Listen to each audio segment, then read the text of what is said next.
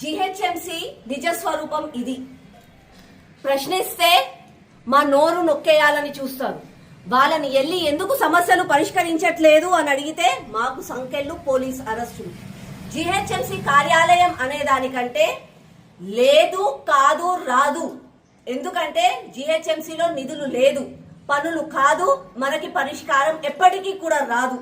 నిజంగా జిహెచ్ఎంసి పరిస్థితి ఎలా ఉందనుకో, ఇలా మంచిగా పెద్ద పెద్ద రోడ్లు చూయించేసి బాగున్నాయి అని చెప్తారు, కానీ ఇంటర్నల్ రోడ్స్ ఏవైతే సామాన్య ప్రజలు తిరుగుతారో వాటి పరిస్థితి ఇది. గుంతలల్లో మొత్తం ఎక్కడ చూసినా అక్కడ మురికి, చెత్త, మోరి. ఇది జిహెచ్ఎంసి పరిస్థితి. ఒకవేళ మేము అడిగితే మా పైన అక్రమంగా అరెస్టులు చేస్తారు, మాకు సంఖ్యలేసి స్టేషన్లలో కూర్చోబెడతారు. ఇది ఎన్నిసార్లు 4.5 సంవత్సరాల నుంచి ఎన్నో రిప్రజెంటేషన్స్ ఇచ్చినా కూడా వాటిని అన్నిటిని ఏదో పల్లీలు వాటికి వాడుకోవడానికి తప్ప పనులు మాత్రం జరగట్లేదు. చూడండి ఎన్ని సమస్యలు. చెత్తెత్తడానికి పంపించండి బండిని అని అంటే బండి లేదు అని అంటారు. మోరి తీయడానికి అంటే గల్ఫర్ లేదు అంటారు. లైట్లు వేయడానికి నిచ్చెన లేదు అంటారు.